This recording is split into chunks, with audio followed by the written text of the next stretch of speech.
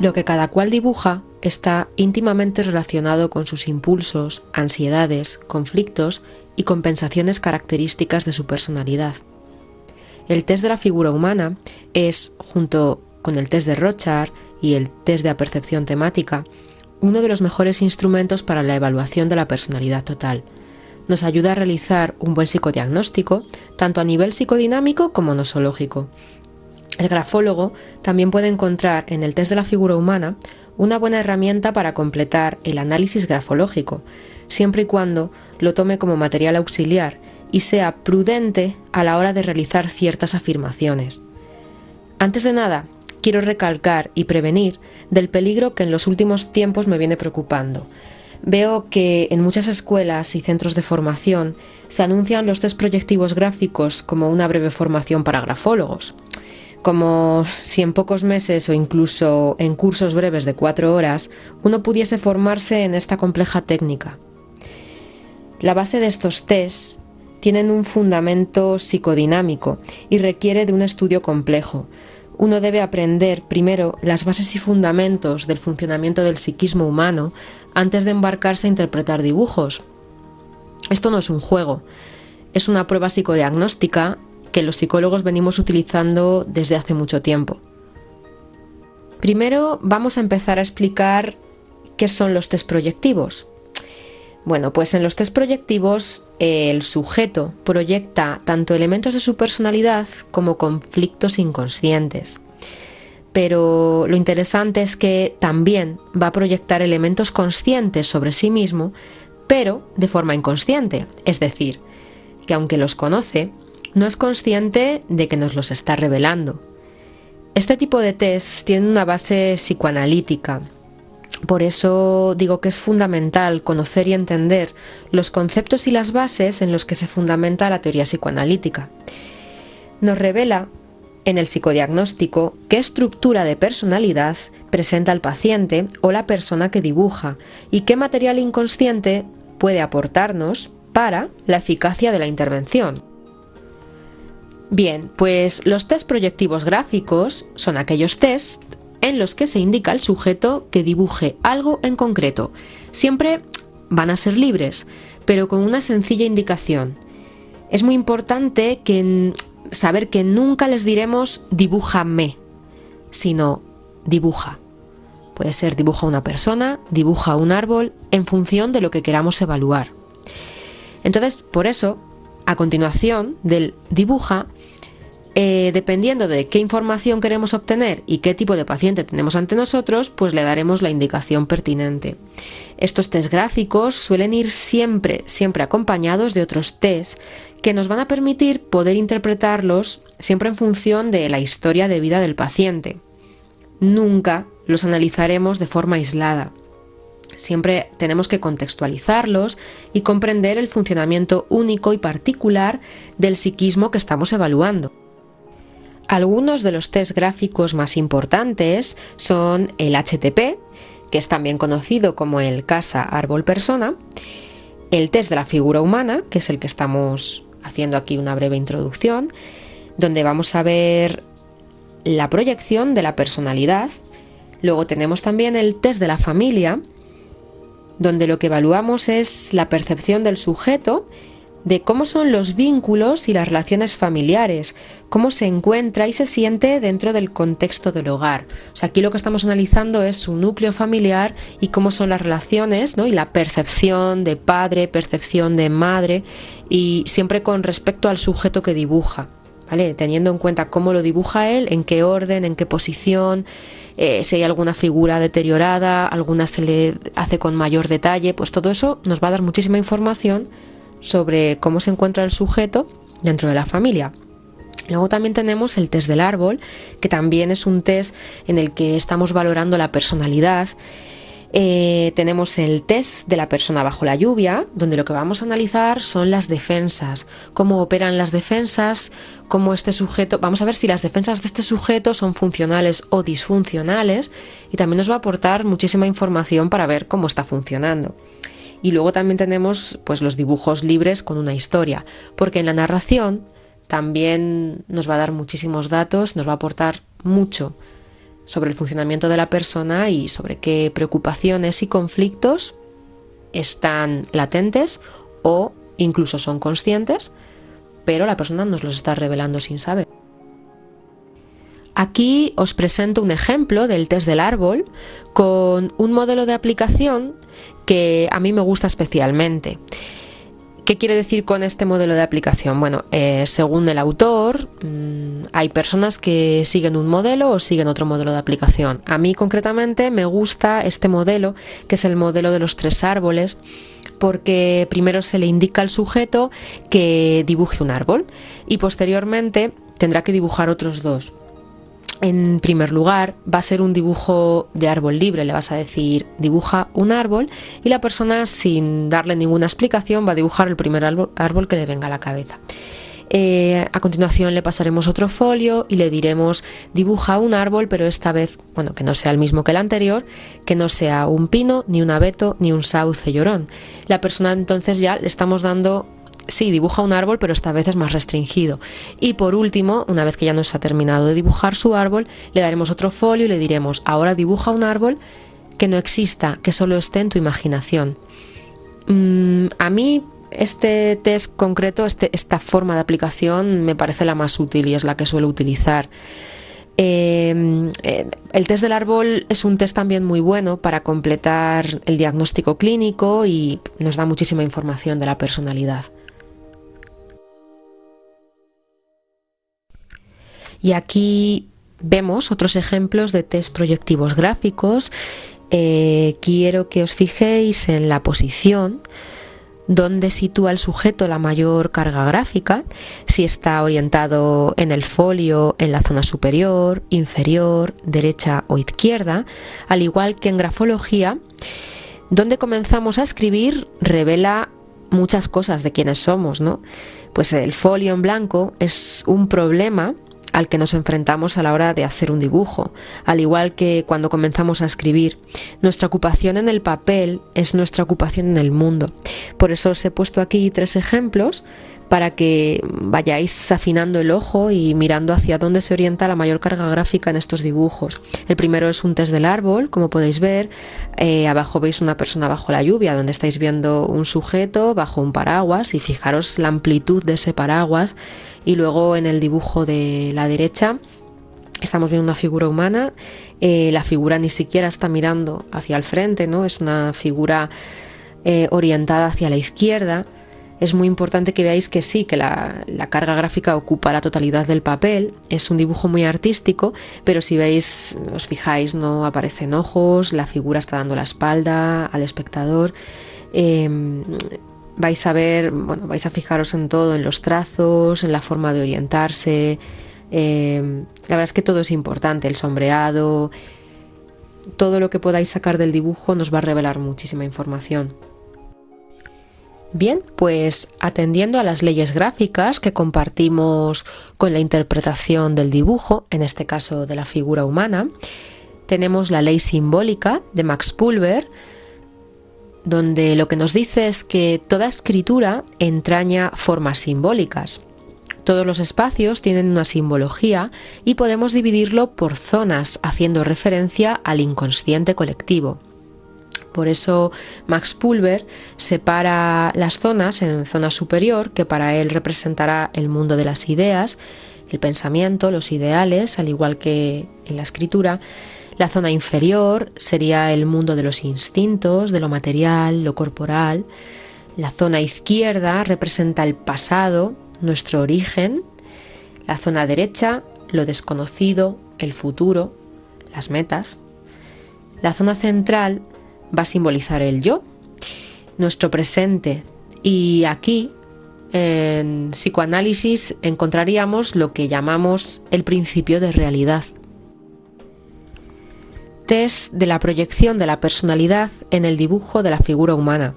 Para su aplicación necesitaremos simplemente un folio en blanco, un lápiz y una goma de borrar.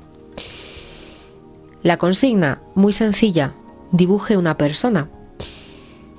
Luego, una vez que concluya, si dibujó un hombre, se le pedirá que dibuje una mujer y viceversa.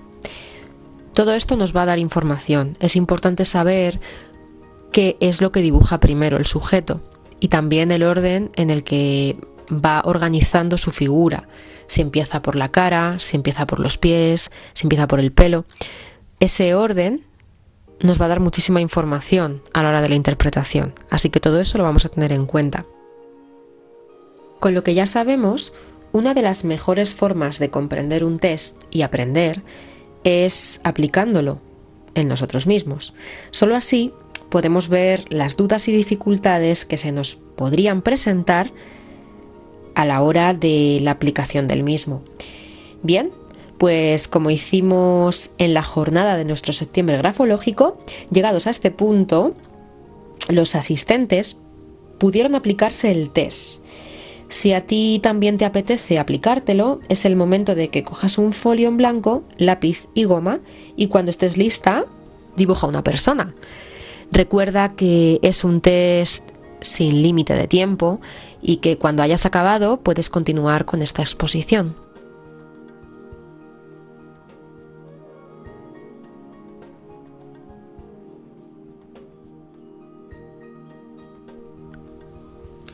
Mientras la persona está dibujando las figuras humanas, nuestra tarea es observar. Es importante entrenarse en la observación. La conducta humana es compleja y todo aquello que nos revela la observación es fundamental para interpretar el dibujo posteriormente. Es por ello que anotaremos todos los comentarios que nos haga el sujeto durante la prueba, así como su comportamiento y el orden de realización de su dibujo. Si hay resistencia para dibujar, se le explicará que no nos interesa la belleza del dibujo. Realmente la belleza no es importante en este caso. Por otro lado, también son muy importantes las asociaciones o las verbalizaciones que el sujeto va realizando mientras desarrolla el dibujo. Por supuesto, también la narración posterior de los dibujos. Yo suelo decirles al concluir que les ponga nombre a cada uno y les asigne una edad. Y luego, con ambos personajes, le pido que elabore una historia. Obviamente, una historia libre. Puede ser inventada o incluso puede hacer referencia a alguna situación o algún recuerdo de su vida. Pero bueno, yo en principio le digo, escribe una historia, elabora una historia, desarrolla una historia o un cuento. Y ahora vamos a pasar a la interpretación. Como ya dije al principio, lo que cada cual dibuja va a estar íntimamente relacionado con sus impulsos, ansiedades, conflictos y compensaciones características de su personalidad. La imagen corporal proyectada se va a corresponder con los más profundos deseos del sujeto. Deseo siempre entendido desde la teoría psicoanalítica. Es decir, que lo que vamos a ver es lo que aquí aparece enumerado. En primer lugar, una exposición de la carencia o el defecto. En segundo lugar, una compensación de dicho defecto o la combinación de los tres factores.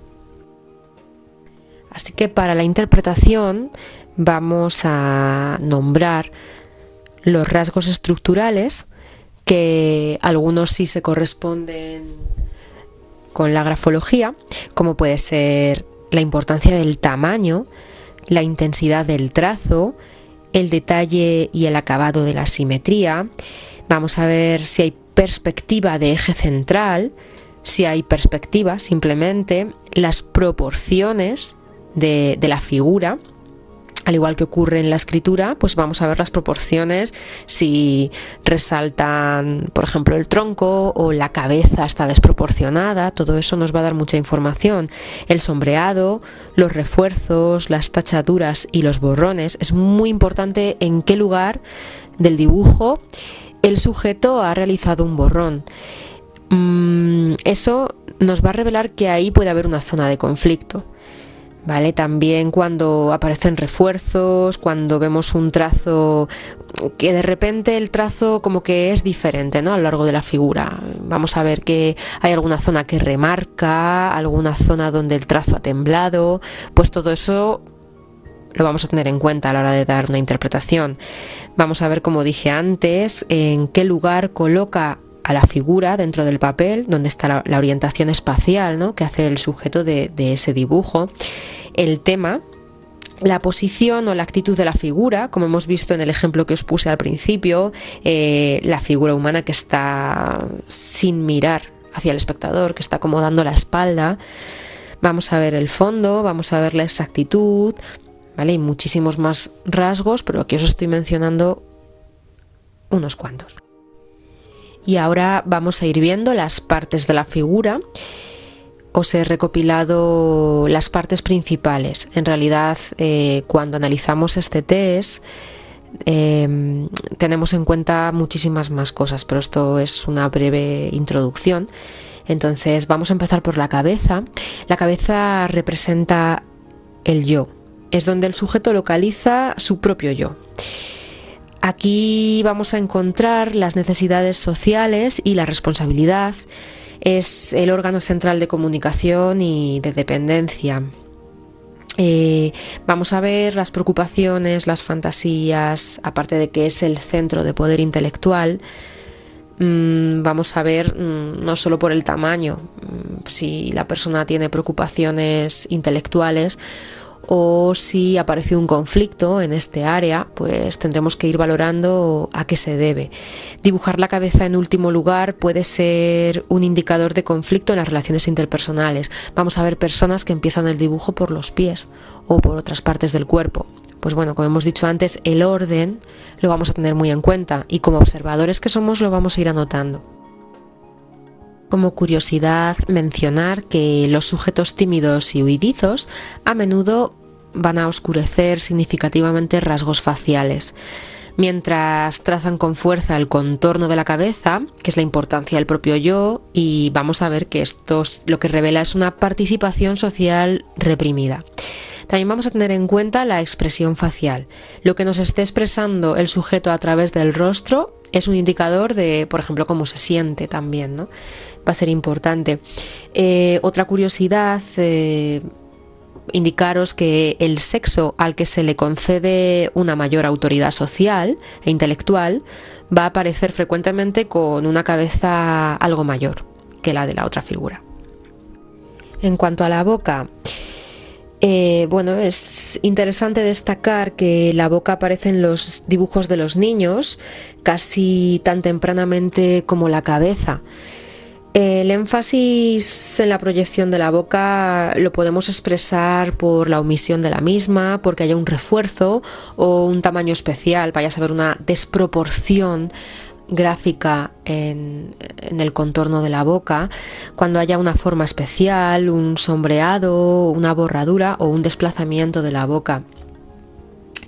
Este énfasis se suele ver pues en los dibujos de los niños, ¿no?, que están en la fase de mayor oralidad.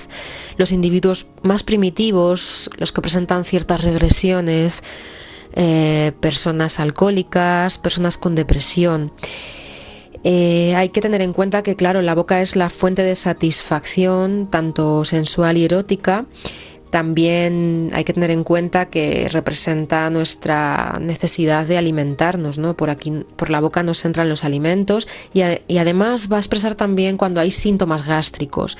También es un indicador del lenguaje. Podemos ver personas que quizá presentan cierta tartamudez o tienen dificultades en la comunicación, pues vamos a ver que aquí también hay un conflicto en esta zona.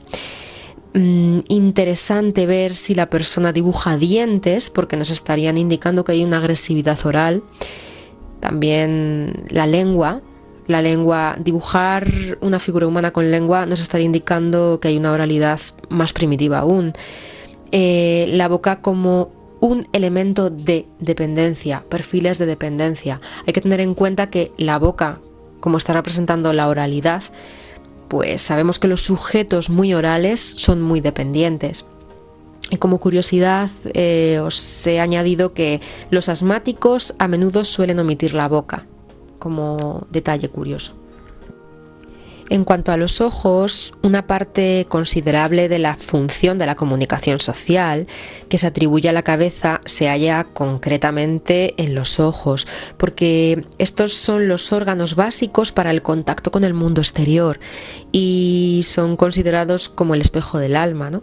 Entonces, en los ojos nos estarían revelando cómo es la comunicación social y cómo es el contacto de este sujeto con el mundo exterior. Interesante que los paranoides, por ejemplo, darían muchísimo énfasis a los ojos porque siempre están como muy alerta, ¿no? En cuanto a todos los detalles, todo lo que les rodea que pueda repercutirles a ellos, ¿no? Están como en alerta.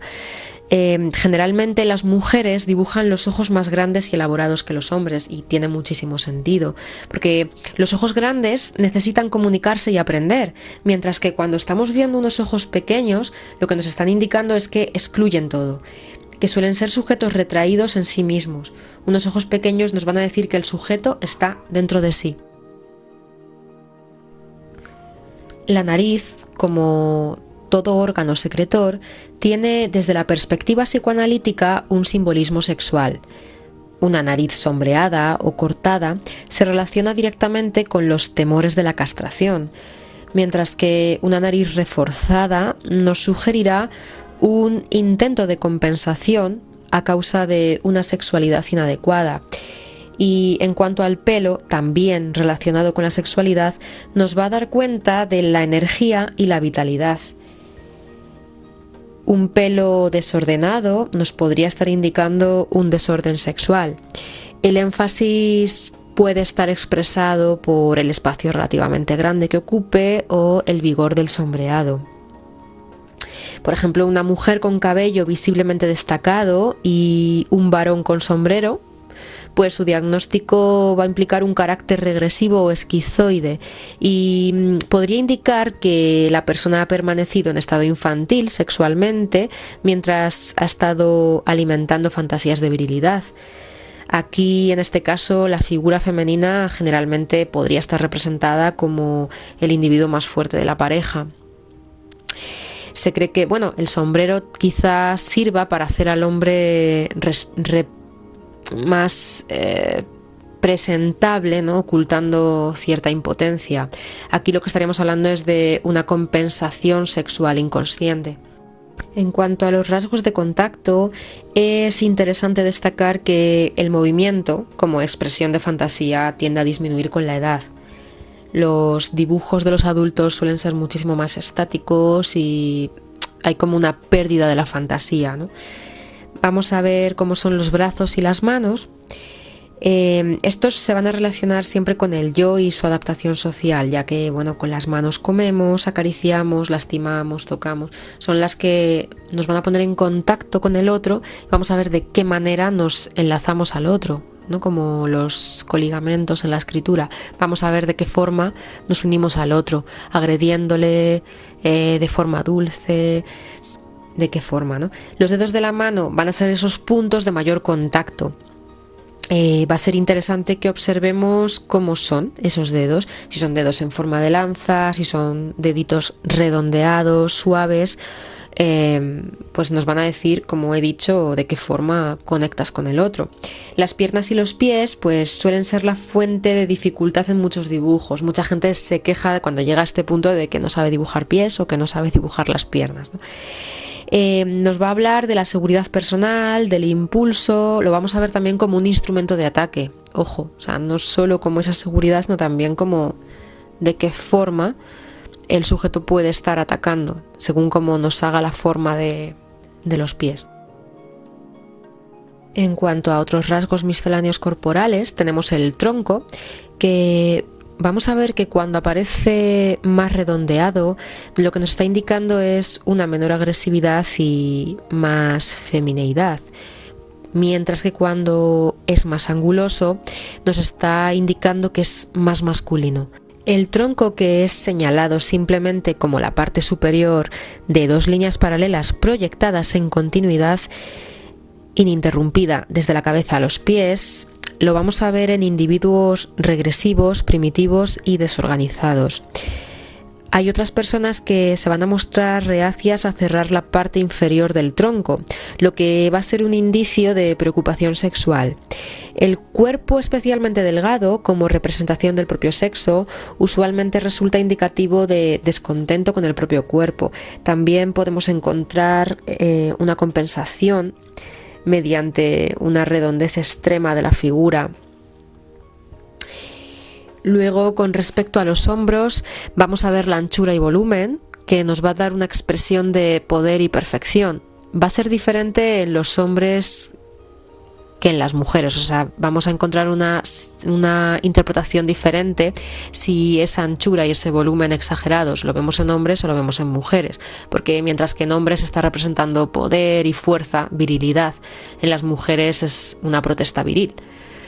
En cuanto a los senos, pues los varones que son emocional y psicosexualmente inmaduros van a dibujar los senos sombreados o borrados. Vamos a ver que es un área de conflicto para ellos.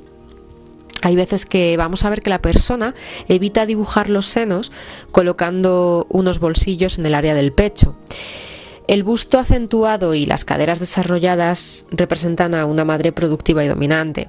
Vamos a ver que hay mujeres, sobre todo adolescentes, que van a dibujar los senos grandes o pequeños según sean sus deseos de madurez y desarrollo, como por ejemplo de fertilidad, ¿no? Como que hay una evolución madurativa hacia esa fertilidad, hacia ese rol femenino, o hay una timidez o un temor hacia esa madurez.